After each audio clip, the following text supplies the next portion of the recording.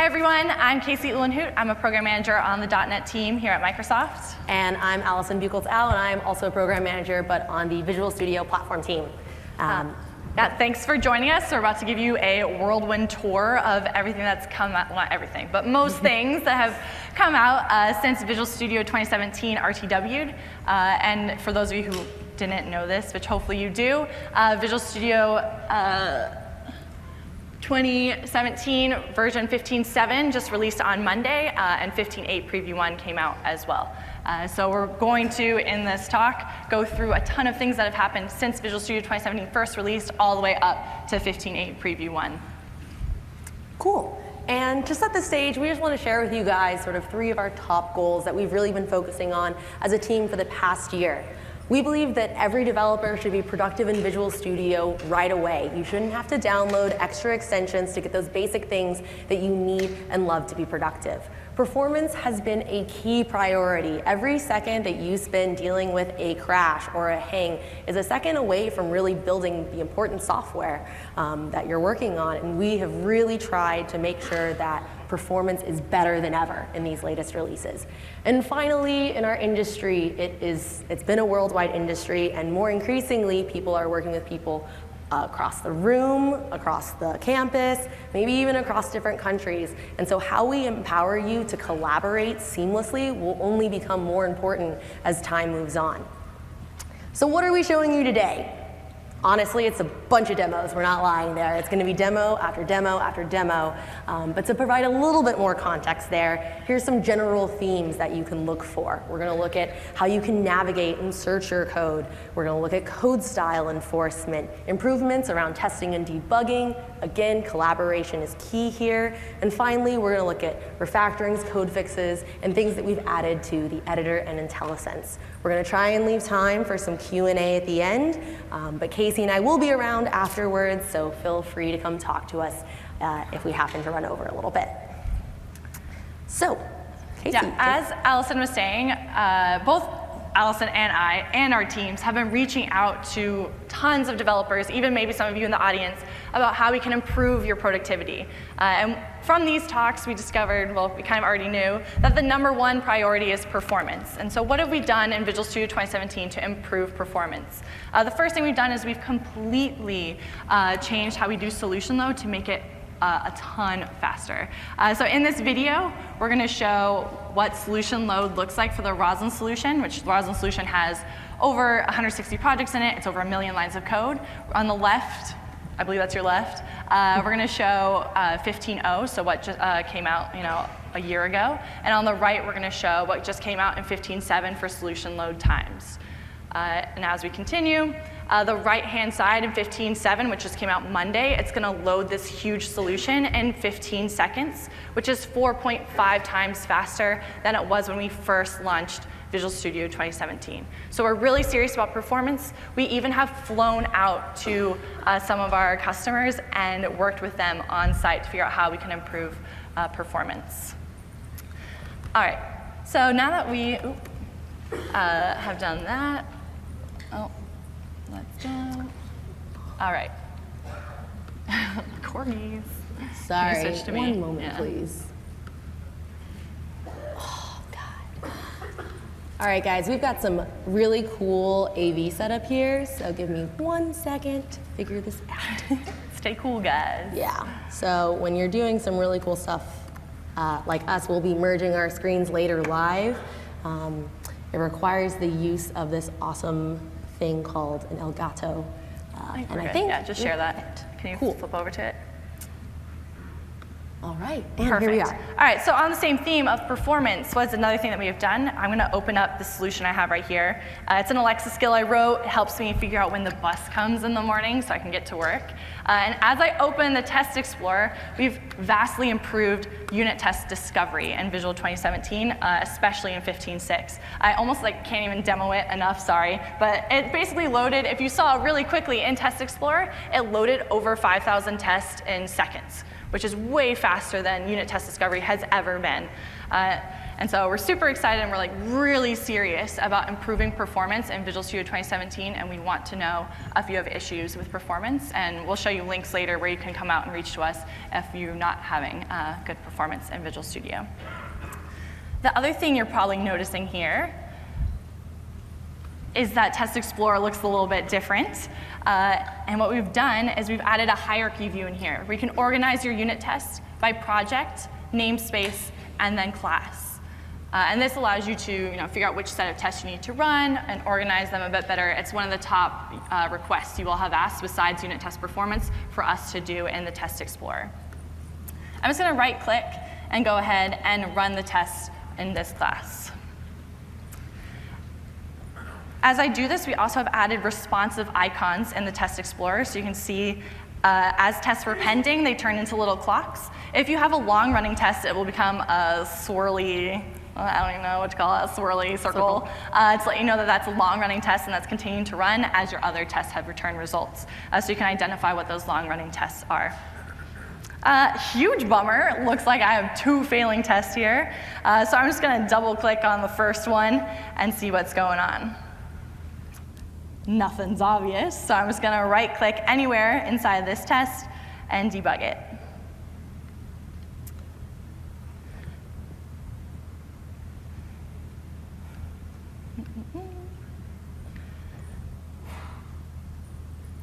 So I've now hit a breakpoint, which hopefully many of you know about all the debugging shortcuts. I'll just quickly go through the ones that I use.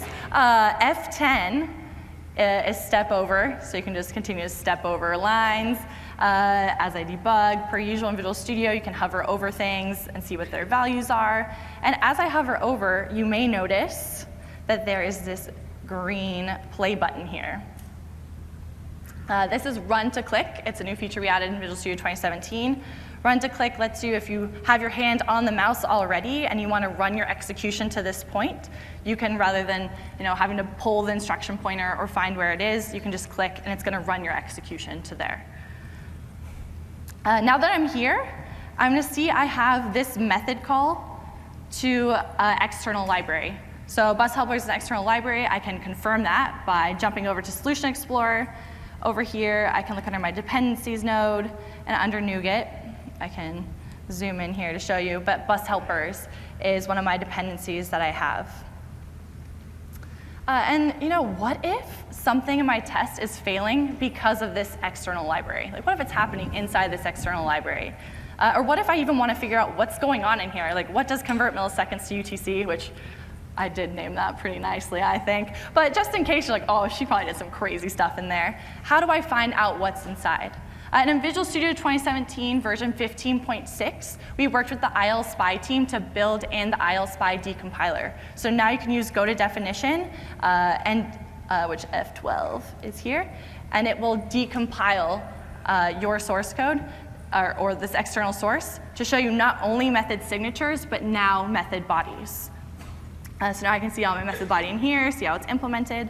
You do have to turn this on. It is not on by default. You can turn it on by going to Tools, Options, Text Editor, C#, Advanced, which all the good stuff is under Advanced. And here we go. Enable navigation to decompiled sources. And if you check that, then we'll allow you to do that. In this case, we usually have a legal disclaimer that pops up that's saying that you're acknowledging that you have accountability if you decompile the sources, that you have the authority to do so. But once you accept that, we will decompile it. But what would be even better than decompiling the source is if we could see the real source. And in Visual Studio 2017, we've worked with SourceLink to allow you to actually step in. We will download your external code from GitHub or VSTS and allow you to step inside of it. So here, I've come to this point, I've hit it, and now I can step inside with F11. And as I do so, SourceLink, our SourceLink integration is saying, do you want to download and continue debugging? So do you want to download this external source from GitHub? Heck yes, so we're gonna click yeah. And boom, there I am inside of my external source library here. I can confirm that this is actually it by going over to my bus helpers And sure enough, here is my exact source code that appears inside Visual Studio that's on my GitHub page. The other thing that's sort of neat in here is I'm looking at a specific commit here. Your Git URL or VSTS URL and your commit SHA will be inside of your external library's new spec file, so you know exactly what version of the source is that you are stepping inside. And in order for you to enable this, it only works with SDK style projects. So if you are a library author and you have a project that's like SDK style, you can just add a couple, actually I can show you here real quick. You can just add a couple tags to your CS_proj file, and it will enable people who consume your package who are in Visual Studio 2017 15.3 or higher to step or download your source and step inside. So to go back to the main awesomeness of this feature is now I'm stepping inside my external source. I can continue to step. I can see how my program is interfacing with this external library.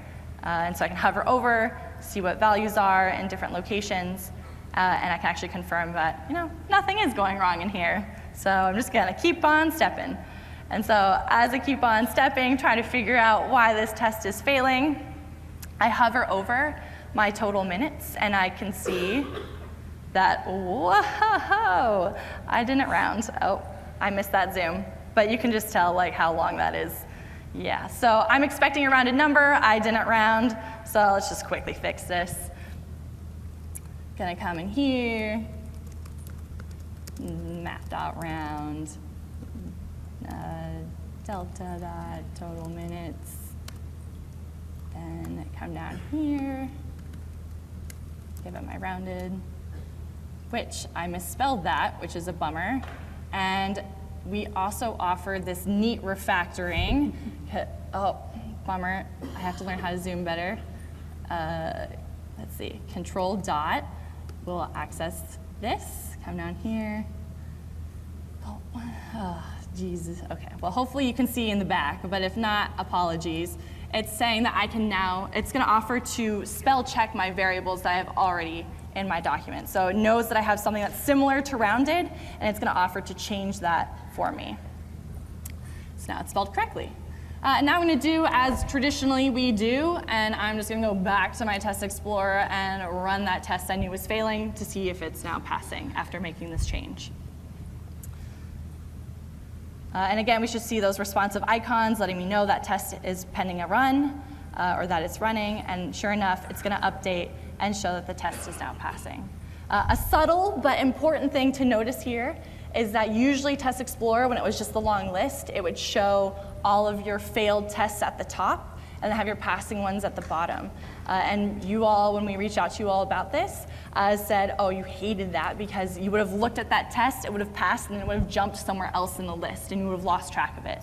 Now we keep it in the same spot, we keep it alphabetically, so you can keep track of what's passing and failing. So a quick recap of everything you just saw was, thank you. You saw we're serious about performance. We vastly improved solution load time and unit test discovery times.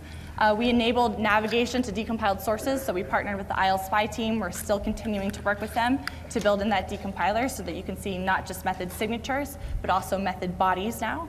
And we have worked with SourceLink. So for SDK-style projects, you can download external source when debugging from GitHub or VSTS and step inside your real source. Back to Visual Studio. All right.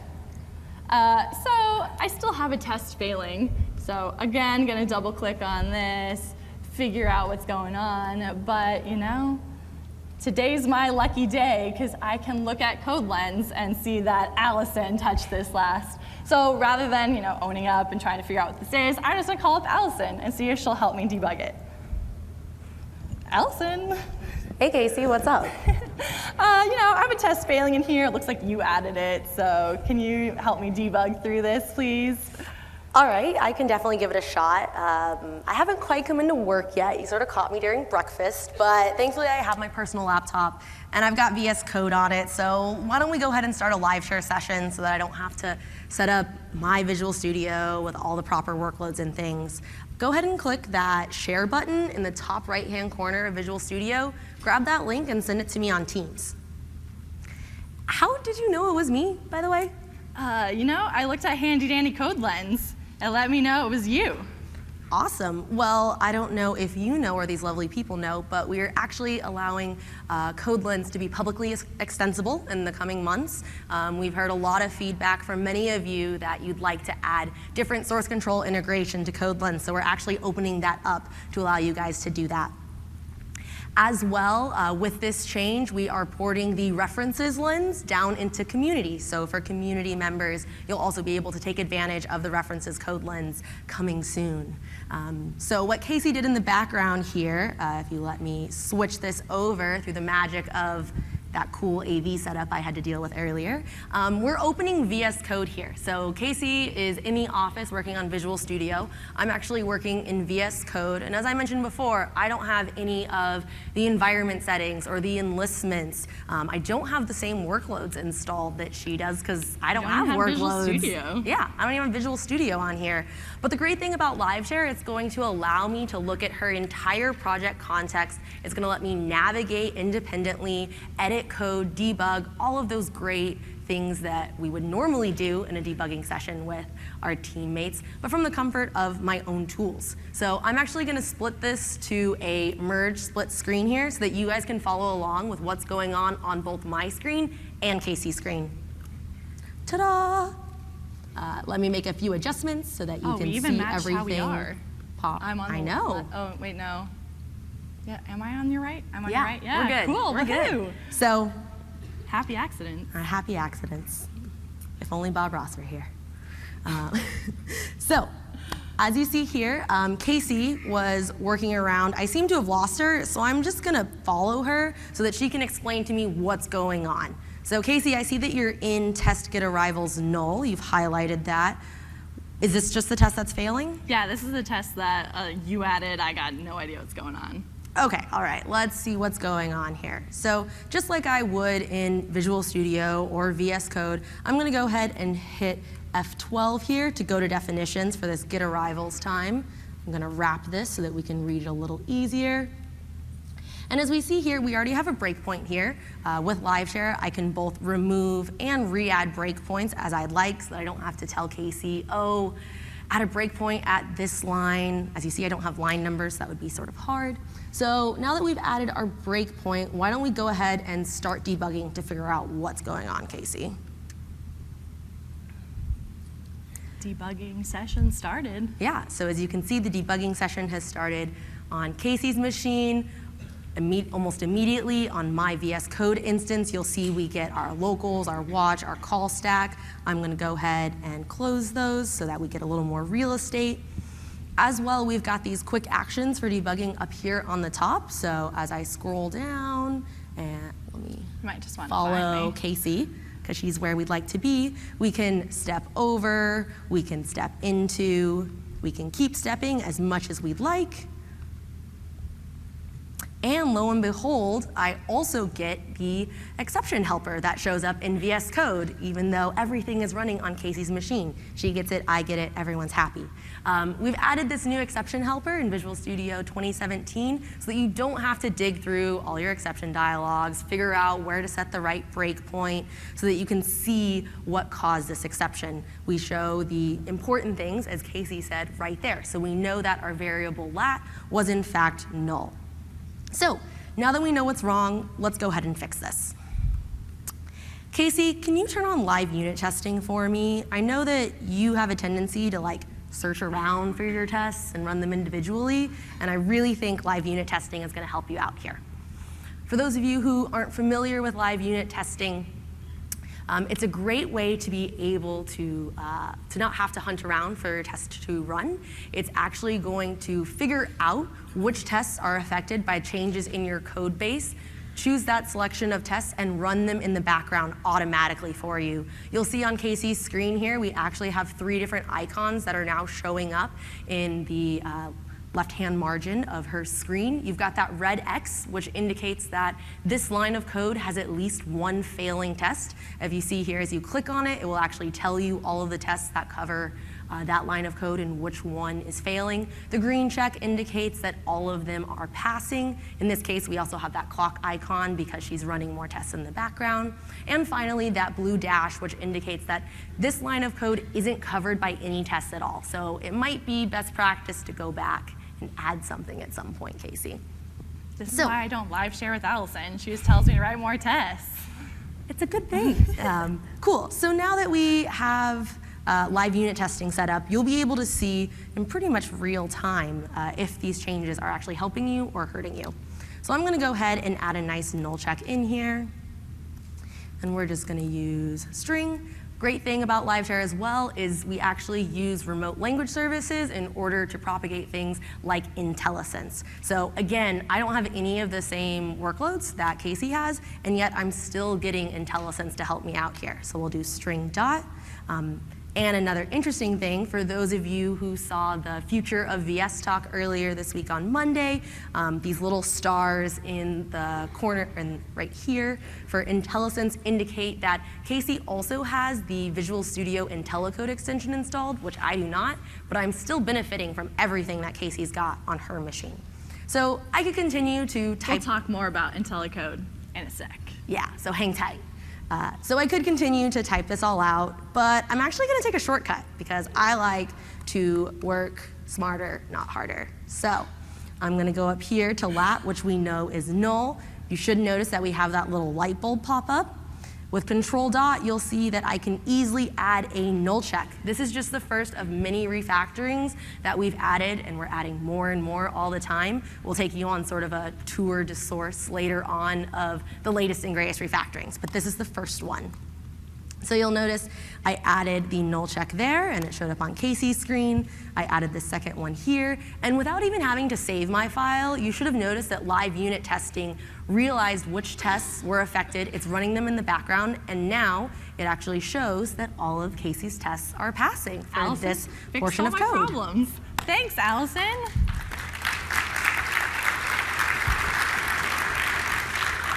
Yeah. So just a quick recap before we get back to Casey. We showed you CodeLens. We're super excited to make this publicly extensible. You'll get more info about that in the coming months. Live share is awesome, and we hope you guys will really utilize it. The public preview is available now. You do need 15.6 or greater. We'll have reference things at the end. As well, you saw our new exception helper, live unit testing, which is an enterprise-only feature, and the first of many refactorings with our null check. And with that, we'll pass it back over to Casey. All right, so I'm back in Visual Studio. I'm going to end my collaboration session with Allison. You're welcome. Thank you, you're the best. And so it turns out when I was testing out this app on my own to see when my next bus was coming, it was giving me times for the stop that wasn't closest to me. So I probably did something silly, knowing me, so I'm just going to use Control-T to quickly navigate to wherever I've written a method where I'm getting the location or stops for my location. Control-T is your one-stop shop for navigating to any file, type, member, or symbol declaration from a single location. For those of you who can't see in the back, I'll zoom in real quick to show you this is what Control-T is. You can also scope your results in here by current document with this icon as well. So if you only want to find file members, you can then filter by members and then click this icon or use the shortcut for it to scope it only to current document. So from here, I know I want a member, so I'm going to use our query syntax by typing M to filter it to members. We also, though, for those of you who use member search or file search a lot, we have specific keyboard shortcuts for each of these. My zooming skills are failing today. Apologies, but you can do edit, go to, and we have specific keyboard shortcuts for each of these, for go to file, go to type, go to member, go to symbol, and you can rebind them to whatever you want. So if you want go to type to be Control-T, you can rebind that. If you want go to file to be Control-N, you can rebind that as well. So now that I'm in here, I'm going to use the query syntax, because that's what I prefer. Type M to filter it to members only. And I know I have some method that's like get location or something along those lines. When I do that, I can see there's only 3 methods that are like that. I'm going to navigate to the second one. And sure enough, here it is, the culprit. I'm getting all my stops, and I'm just grabbing the first one. Classic. So rather than doing this, I'm going to try to calculate the distance between the user location and all the stops returned and figure out which one has the smallest distance, and then return that one instead. To do that, I'm going to try to figure out what that minimum distance is. I'm going to use handy dandy link. So I'm going to, from my stops, I'm going to, stops. I'm going to select, and then I'm going to add a new method to that GeoHelpers class that I had called something like, I don't know, calculate distance formula. And from here, I'm going to give it my latitude. I'm going to give it my stops latitude. I'm going to give it my longitude, and then my stops longitude. We're then going to grab the minimum, and that's going to give me my minimum distance there. And then I'm just going to go back through. Nope. My bad. Min. Yep. Okay. That was code snippets, by the way. You can write your own custom code snippets in Visual Studio. You've been able to do that for a while.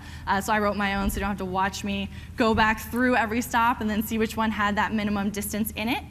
And I have this error here because I have this extra min_dist stop. For those of you who don't know the keyboard shortcuts for comment and uncomment, I have a trick for you. You just got to remember me.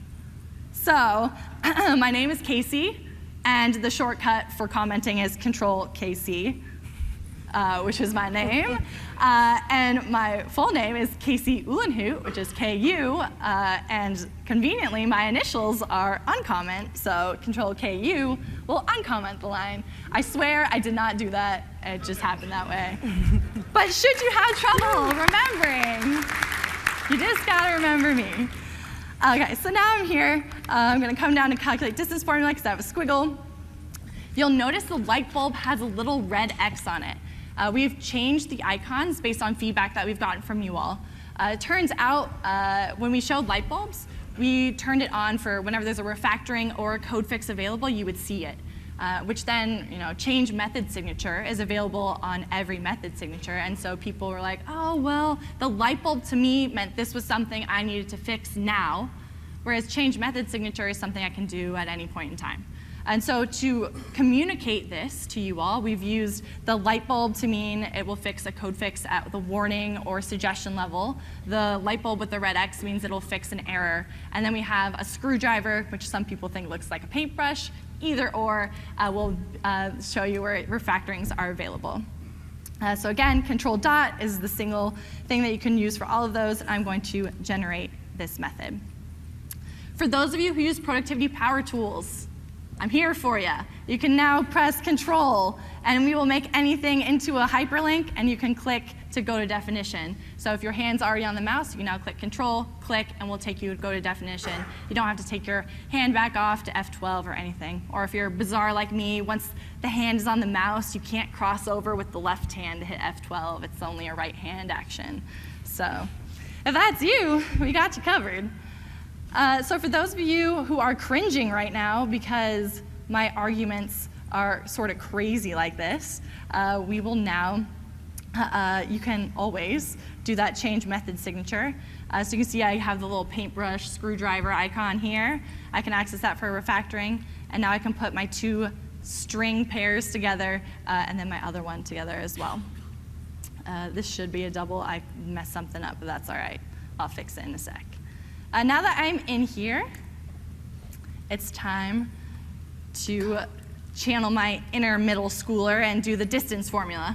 And so now that, well, even though technically it's latitude and longitude, I have been since told I can't use that, but it's close enough that it's linear or whatever. So anyways, now that I'm here, I'm going to type math dot, and to help me type quickly, as well as explore the members of math efficiently, I have installed Visual Studio IntelliCode.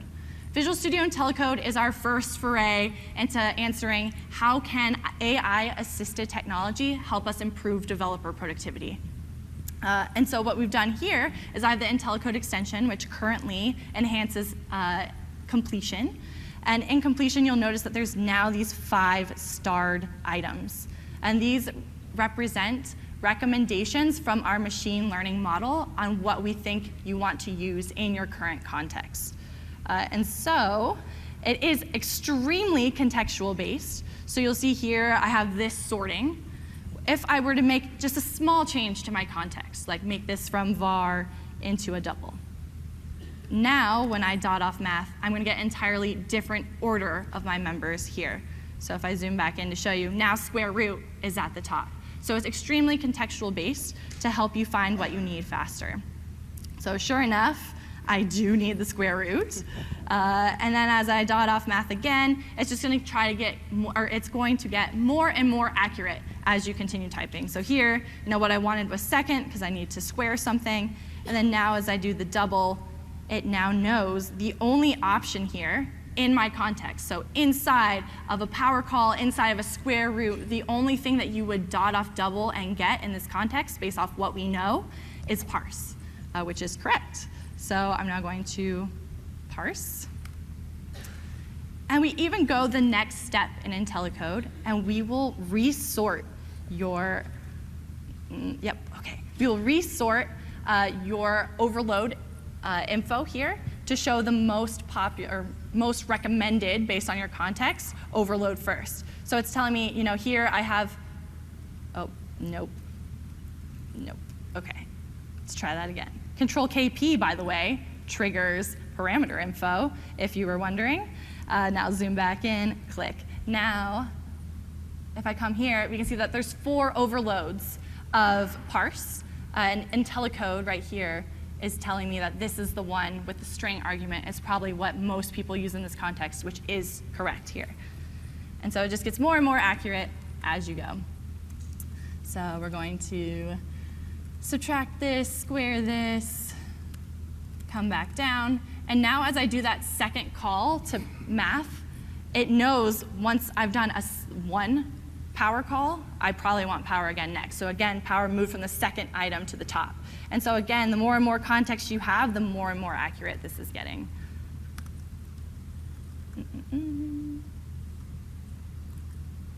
Oh, I meant longitude though. Longitude, square them. Need to fix this, it's not an object. It should be a double. Missing parentheses. Cool, now I've done this. I can return my distance, and I should be good to go. And now I can do find all references.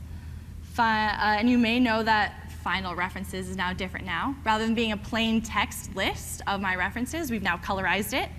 In addition to the colorization, we allow you to group your results in here. So you can make it definition only, you can group it by project and definition, and for those of you who use this stuff a lot, there's this keep results.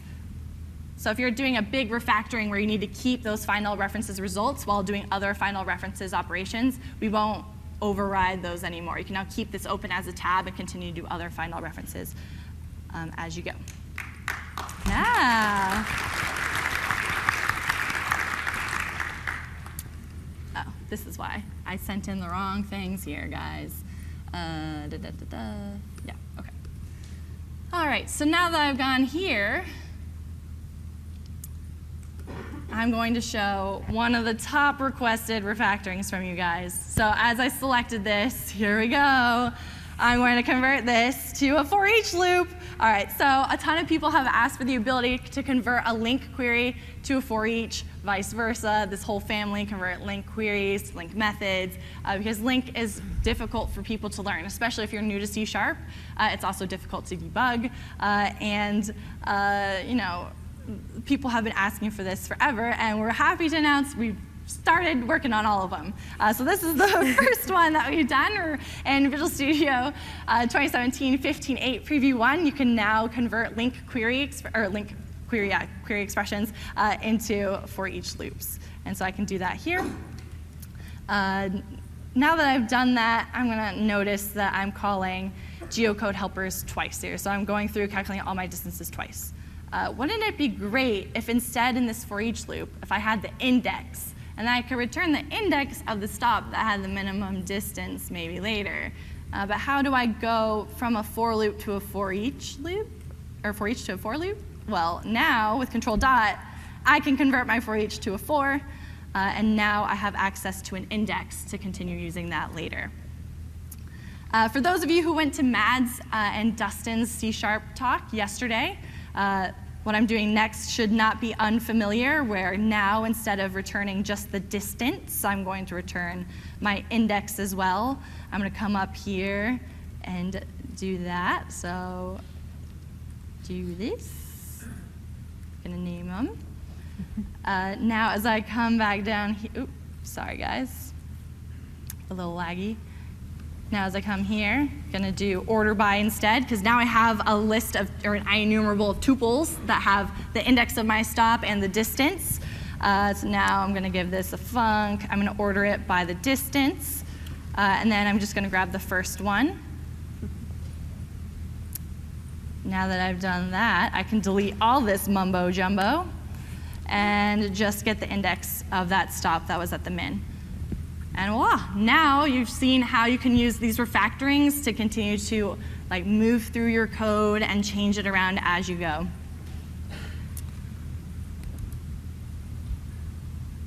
All right, so that was a lot. What did you just see? Oh, sorry, okay. That was a lot of what you just saw. The first thing I showed was Visual Studio IntelliCode. IntelliCode is that first foray into AI-assisted technology to help you write better code faster. You can download it today. A couple questions that people have had about it is, what is it trained on? The initial base model is trained off of 2,000 open source C# repos. It's just the base initial model. As you all hopefully download the extension and use it, we're going to collect telemetry on how good our model is. Basically, we're just going to collect telemetry. Did you use the things we recommended? And then as we iterate the model by updating the extension, we'll be able to tell, which version had the best success. And so please download that today, try it out, let us know how it's going. We would love to improve Intellisense. And the other things that you saw is a handful of the refactorings that we've been doing. So we have that first initial push in the for each to link family that we've done. We have the conversion between for each loops and for loops back and forth. You can change method signature. You've been able to do that for a while, but just in case you didn't know about it, and then you can generate a method. All right, so Casey has done a lot of coding. I don't know if any of y'all were paying attention to the live unit testing, but it still says she's all passing. But I work with Casey a lot, and it's making me a little nervous how much he just added. So I'm going to do some extra stress testing on her code here. And so even though all her tests are passing, I'm going to try and break one. Basically, what she's doing with one of her tests is she's checking to make sure it gets the right stop. So I'm going to create a fake stop that should override the one that she's expecting. Because it's closer, right? Because it's closer. But I also need to check that it's closer. And I don't really want to do that middle school geometry distance formula on my own. So I'm going to go ahead and go to her calculate distance formula. And I'm going to select all of this with Alt-Shift plus, which is going to expand my selection progressively as I click it every time. So yeah, thank you. That's right. So, as I'm sure that gentleman in the back knows, if you go too far, you can also use Alt-Shift minus to contract your selection. So now you can, ooh, another one from over there, yes. So now that we have this selected, we're going to use Control-EE to send it to the interactive window here. The C# interactive window is a REPL that's going to allow us to interact and work with this method without having to change anything in our actual code base. So we see that we've sent our calculate distance formula here.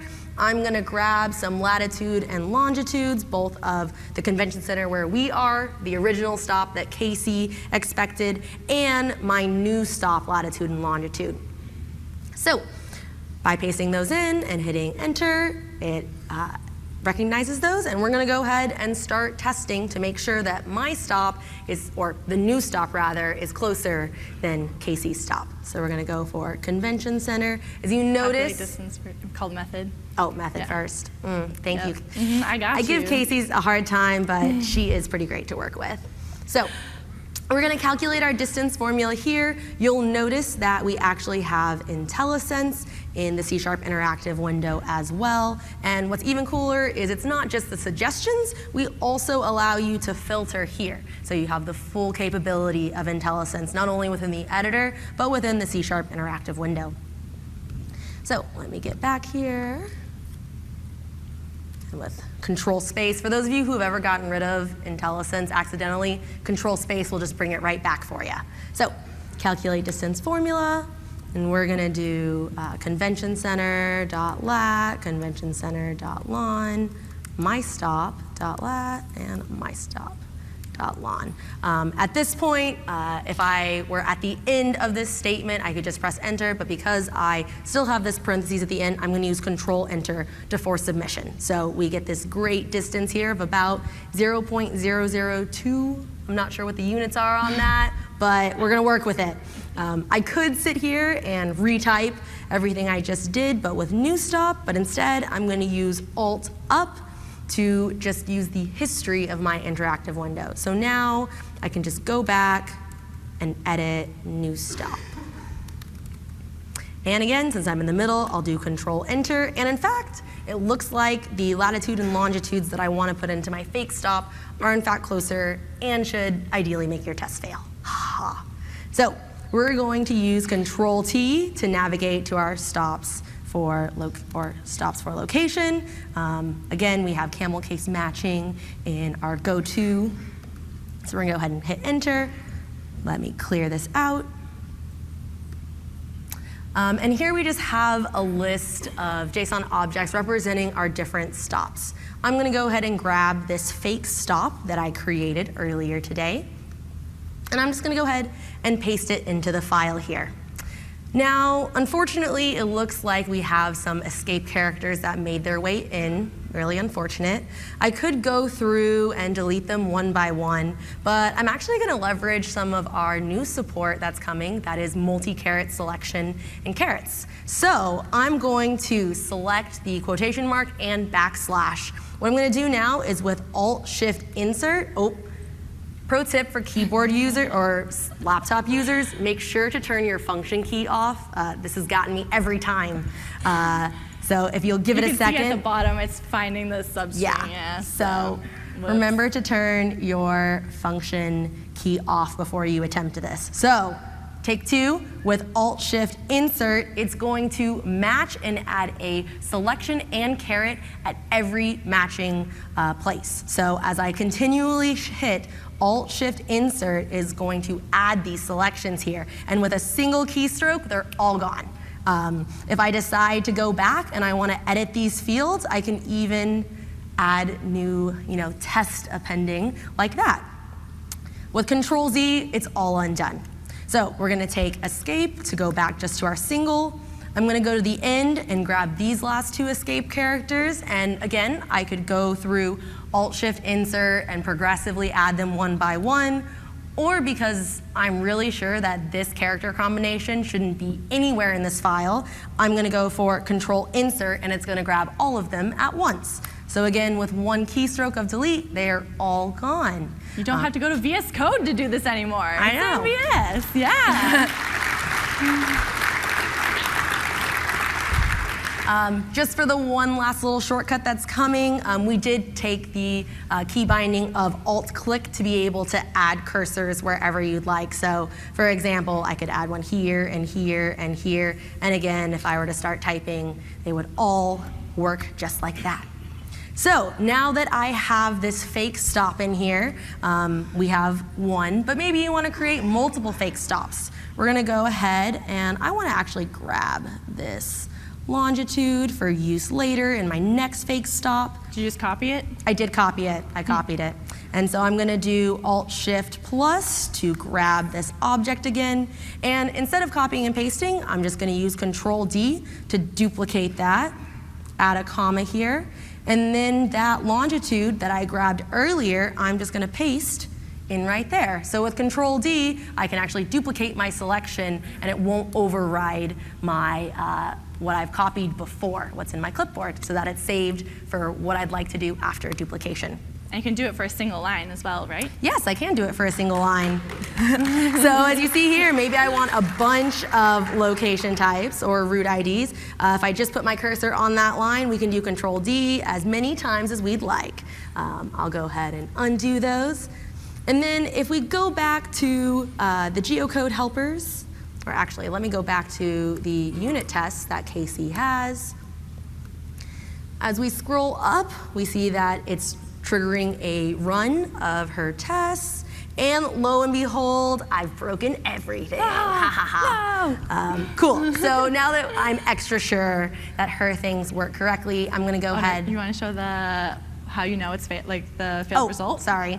How we know it's the failing result, if we go here to our live unit testing and we actually hover over our test here, let's see if this will work. We're going to try and zoom it. Here we are. She's way better at that than I am. We all have our strengths. So we actually see here our assert failed because it expected 1_1050, and you can see our stop ID of testing is actually right there. So we were able to verify that, yes, it was what I did that broke her test, which means that Casey did everything wonderfully. So that's a first. So I'm going to go ahead and get rid of these fake stops really fast.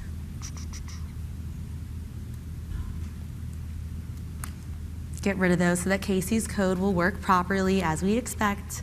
And now that we're in a clean state, I know I give Casey a hard time, but I'm going to go ahead and just commit this for her so that she doesn't have to call me when things go wrong. She can just look back and be like, okay, here's where things were working properly. So I just want to draw your attention really quickly to the status bar down here. We've had this for, You gotta click. I got It'll click. get you. Hold on. All right, so we're going to zoom down here. Here in the status bar. So for those of you who are working in Git repositories, I hope you've used this. The build 2018 all the way on the right-hand side indicates that that's your branch switcher. You can use it to quickly switch between any local branches. As well, in the past year, we've made a huge effort to improve performance in Git as well. So if you check out a remote branch, you should see it works a lot faster. We've gotten rid of that blocking dialog to get you working a lot faster. Here is your repository name. This represents the files that have been changed, and unfortunately I drew over it, but this represents the number of commits that are only local. So if that number grows really high, maybe it's a good indicator that you should push those out so that they're not just on your local machine and they're up safe in the cloud. So we said we had 3 files here. One other thing that I just wanted to show you was that with Control S open bracket, Control open bracket S, not quite. This one, yeah. Oh, sorry, Control open bracket S. You'll notice that it syncs our Solution Explorer with our active document.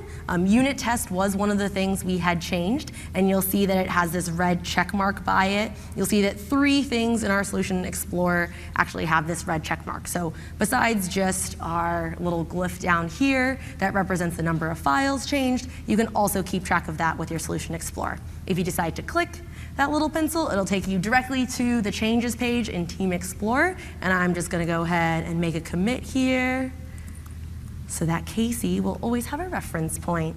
We'll go ahead and save all of these, and as you notice, this little icon down here went from 0 to 1, indicating that we now have 1 local commit that's waiting to be pushed up. So things that we showed you super quickly, multi-caret editing and selection. This is coming in one of the 15.8 releases. Keep your ears to the ground. You will be getting a blog post from me about it. So we're super excited to introduce that to y'all. This is just a short intro to what we're planning for that. As well, we showed you the C# interactive window, which allows you to experiment with your code without mucking up your code base. We have some shortcuts here to help you out. The track active document in Solution Explorer, which is Control open bracket Control S, I kept hitting close bracket. And finally, just a quick little tour of some of our Git integration. We really hope that performance has been better for you in this regard, and if not, please let us know. As we said, performance is a priority, and we want to make sure you're as productive as possible. All right, so now that we're back here, you may have noticed these blue dots. And so these blue dots, if I hover over them, it's letting me know that I should use VAR instead of the explicit type. Which, what? Yeah, so that's Codestyle Configuration and Enforcement that we've added to Visual Studio 2017. We're going to allow individuals to configure their own code style, so you can come up to Tools Options. I just use the search box up here to find it, type code style, and then you can see the C# code style. Inside here, there are tons of different rules that you can configure to enforce different settings on your code base. For example, you can see here I have my VAR preferences. I can choose to prefer VAR. I can choose to prefer the explicit type, should I prefer, and I can choose at what severity level I want to enforce them at. So if I zoom in here, you can see I can choose to make and have no text decoration at all in the editor and have no enforcement at all with none. I can choose to make it a suggestion, which were those little dots, which are by default gray. I've made them blue in this demo to match the suggestion icon. A warning is the green squiggle, or you can make them a compiler error if you want. Currently, if you set it as an error, it will not break your build, but it's under active development right now, so that if you want to be a real stickler, you can make it so people can't build if they violate your code style rules. All right, so that's for my individual machine. So then I could come here and I can come on double, press Control dot, and fix my violations of VAR and the explicit type at the document, project, or solution level here, and just enforce my code style on this file. But that's not very team-like, huh? So wouldn't it be better if my team had coding conventions that could travel with the source? And so in Visual Studio 2017, we also added support for editor config. Editor config is an open source file format. We worked with the editor config community to figure out how to extend it to work for .NET code style.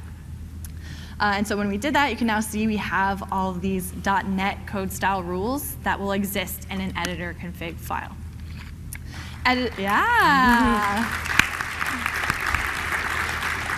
And so you can choose how you want to prefer them with true or false, and then at what level. So you can make them suggestions, errors, warnings, etc. Editor config works at the directory level. So if you look over here in Solution Explorer, I have this one at the solution level. I can choose to override that at a different subdirectory level if I want. So if I want my unit test project to have all style rules off, because if you write a unit test, that's good enough, you can do so. Or if you have that legacy project that everyone's afraid to touch or clean up or anything, you can turn off all rules in that one. Or if it has different style rules because you decided to see the ways of VAR, you can now configure that as well. So if I want to add an editor config, so say for this project, bus info, I want to add a new editor config file to change my preferences here. I can right-click, add new item. And if I search in here, I can type editor config. And you can see now in Visual Studio 2017 version 15.7, we provide you with some default templates. So we provide a simple .NET one that has those .NET code style rules in them. We have a default one that's language agnostic and will work in every editor that supports editor config. And then the magic thing in here is Visual Studio IntelliCode. So if you saw this on the Future of VS talk, I'm just going to go through it again here. But as part of Visual Studio IntelliCode, and as we're trying to bring smarts into the editor, this is going to allow you, if you use this template, which unfortunately it's not out yet, but you should sign up to follow Visual Studio IntelliCode to figure out when this is going to launch. But it's going to allow you to generate an editor config based on your current team settings. And so right now, it's generating an editor config by going through my team code base and figuring out what code styles we do use. So it's finding those predominant rules and styles that are used and generating an editor config that mirrors those preferences. So you can see here, here are my new line options. Here are my VAR options that it detected. And here are like expression body ones, for example. And if we meet as a team and decide, oh, sure, it inferred these, but we decide to change our mind and expression body members for methods should be true, we can do that. So now as I go back to this code file that Alice and I both partied on, you might be dying right now by seeing, I have the formatting differences here where I'm using K and R in the first if and almond braces in the second if. I'm using doubles here in the explicit type, but all it takes is a quick scroll up to see here I'm using either or, like, slapdash coding here. And so wouldn't it be great if I could fix all formatting violations here, as well as all these different code style violations.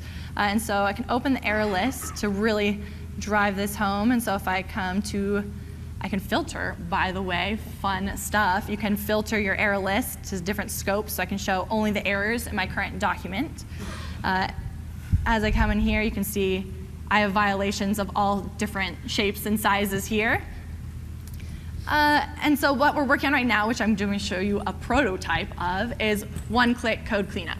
So it's like one of the top things people have asked for when we provided editor config enforcement and configuration. And so we've extended format document so that we will clean up all code style errors and formatting errors in your current document. And so I can just do Control-KD, and it fixed all of those code style violations and made it adhere to that editor config team rules that I have set. Yeah.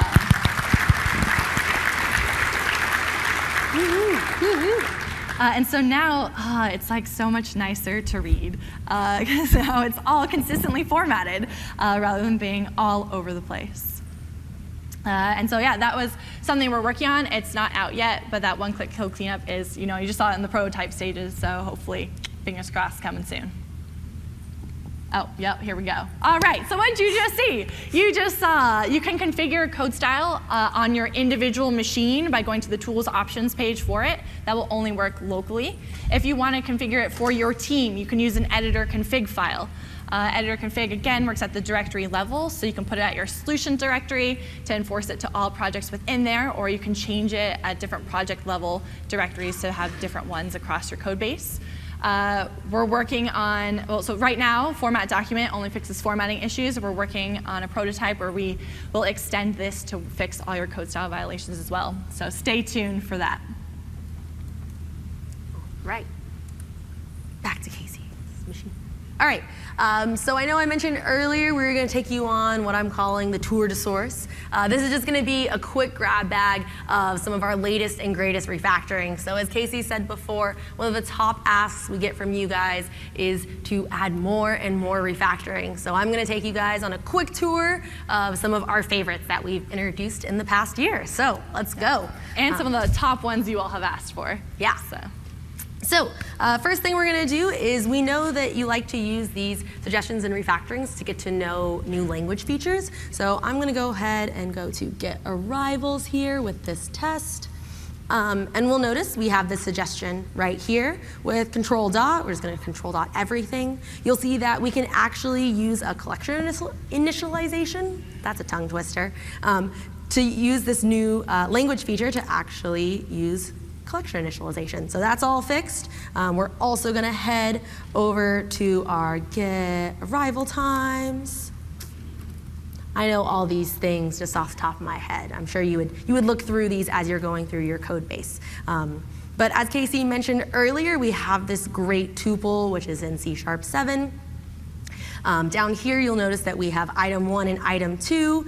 Because these are both in view, we can see that if I click on item 1, it also highlights root so that we know that those are correlated to each or connected to each other. But what if you initialized your tuple way up ahead? You've got to scroll through lines and lines of code. That's not great. So instead, we can explicitly name our tuple elements like this. I know, root, root, stop, stop. And as you notice, item 1 and item 2 got those blue dots underneath. So now if we look at what they're asking us to do, it says, oh, you have an explicitly provided name. Go ahead and use that. So I'm going to replace those in both cases. And now, as I do that, you should notice that those blue dots migrated up to info up here. So let's see what it says. It says deconstruct variable declaration. So what this is telling us is info is never actually used anywhere. We're only ever using the tuple elements and not the tuple itself. So if we go ahead and deconstruct it, you'll notice that it got rid of info, and now we have this nice readable stop.id instead of info.item1.id, because I don't know about you, but this seems a lot cleaner. So those are just 2 ways that our suggestions can actually help you learn about new language features. I'm going to go ahead and open up our error list here. It looks like we have a warning. It doesn't look like it's in the current document. So I'm going to go ahead and look at the entire solution.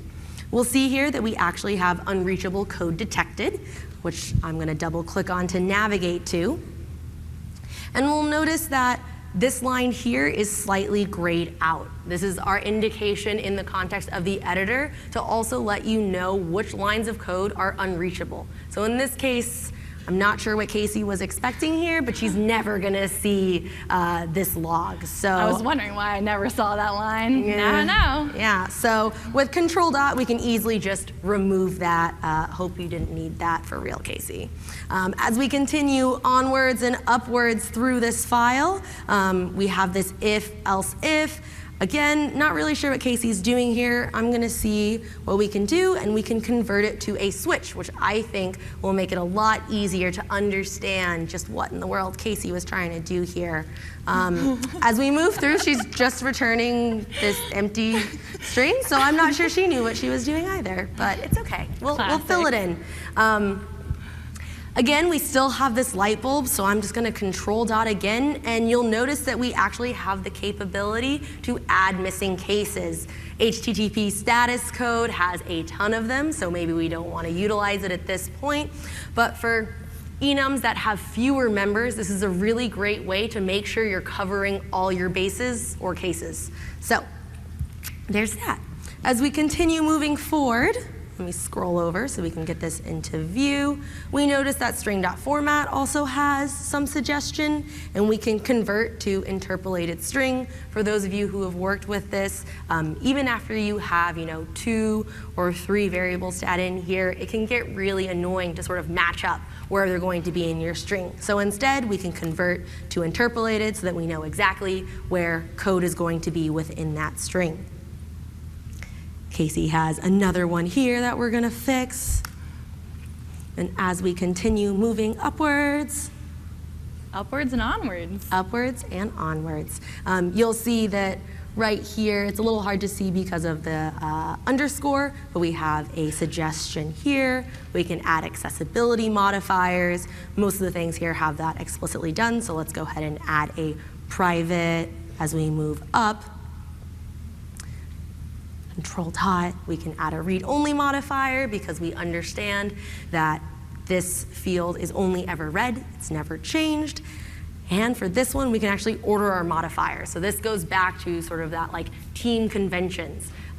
Casey's team likes to have the static before read-only, but we sort of flubbed it here and switched those. So we're going to go ahead and switch those around so that it's all nice and pretty and consistent with our style. As we look, we can also add, if we select these two, and if we select these 2 properties and do Control Dot, we can actually, Yeah, I've selected the full. Sorry guys, got to select all of this. With Control Dot, we can actually generate this constructor quite easily. Or if you're like me sometimes, you've written all these down, you don't want to have to try and select just the ones you want. If you're in this blank space underneath and you hit Control Dot and generate constructor, this handy dialog pops up to let you quickly choose what you want to be a part of the constructor. And last but certainly not least, we have this public interface here as well. And with Control Dot, we can actually just move that to its own file so that this one stays nice and pretty, just the way we like it. So those were just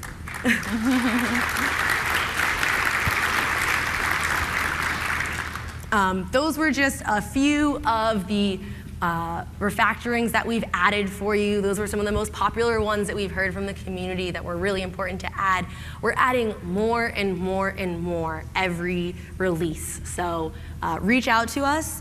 This great feedback button here is a wonderful way to let us know which of these are top of mind to you. And you can also file issues or upvote issues on the Rosalind GitHub to let us prioritize the refactorings that are most important to you.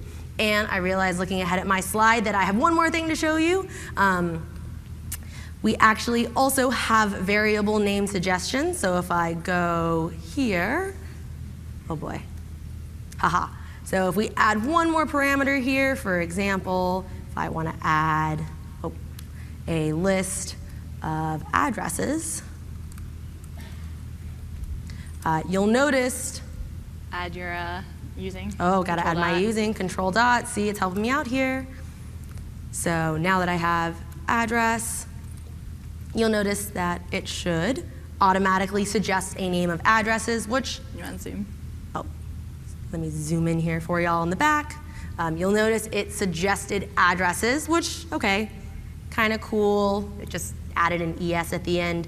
But the cooler thing is that if we do something like person, it actually suggests the cool, oh, man, that click will get you.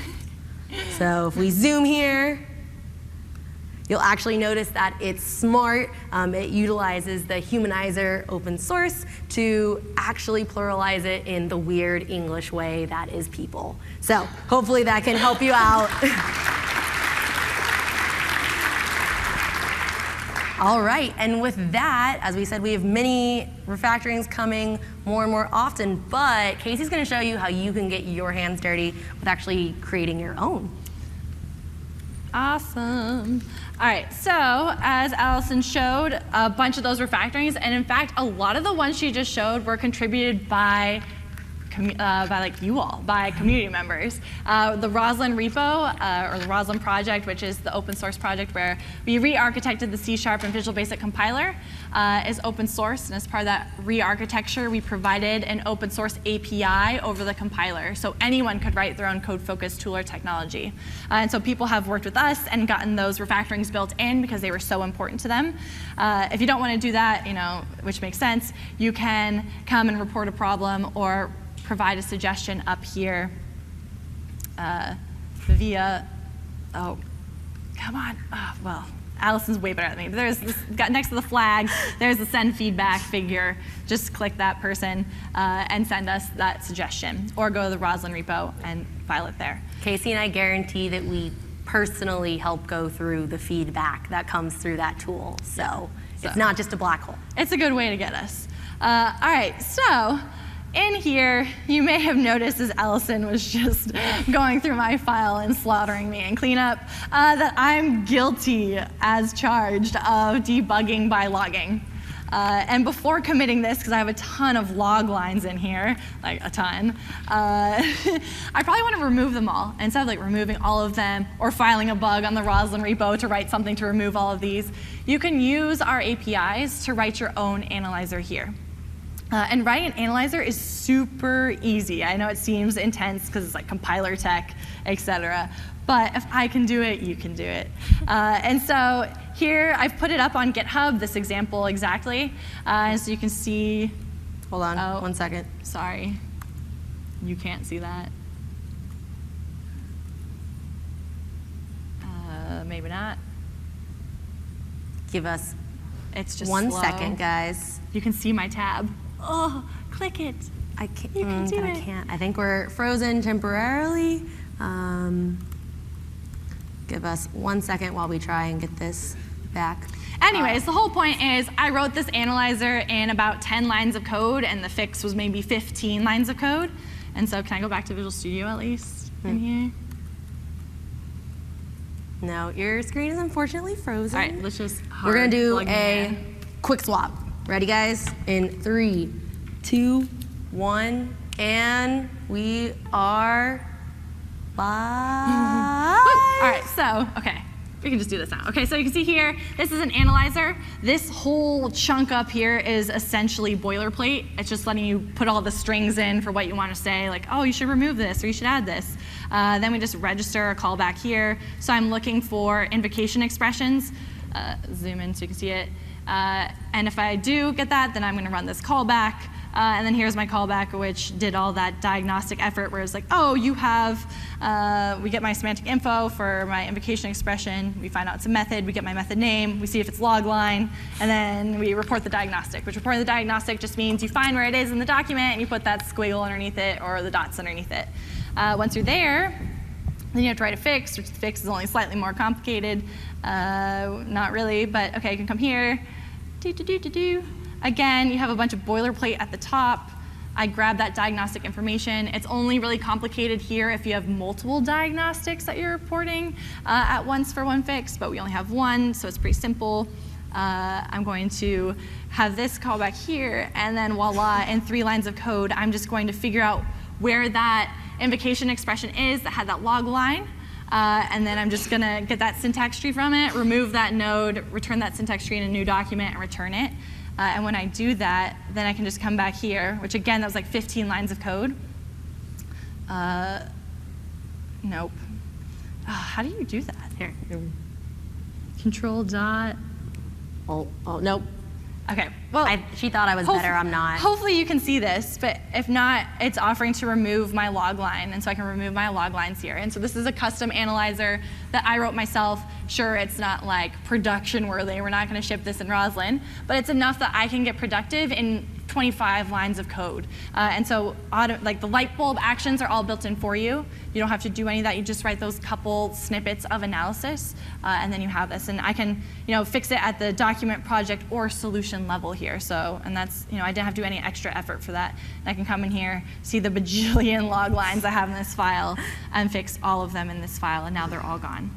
And so if there is some refactoring that's really holding you back from being productive in Visual Studio, we have the means for you to extend our API system or use our compiler APIs to write your own, and you can distribute it as an extension inside of your team or as a NuGet package and share it with everyone.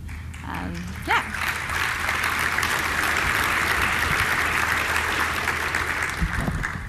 So we promised you guys a nice handy-dandy resources guide. So these are all great links to things that we've either shown you today or resources to help you be more productive. So Casey actually wrote our first one, our VS 2017 Productivity Guide.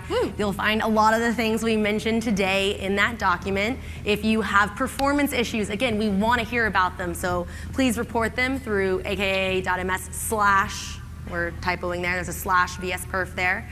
If you want more information on editor config or refactoring docs, we have those. Again, join the IntelliCode preview as well as the live share preview. And for more information on how to write your own analyzers, you can go to Getting Started with Rosalind.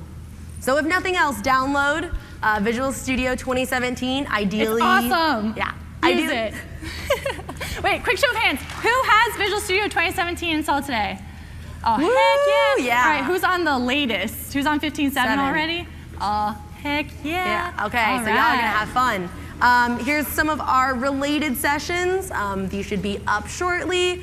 And finally, Casey and I would love to know what you thought of our session, so please evaluate us and let us know how we continue to get better so that next year will be even more entertaining. Thank you all. Thank you, guys.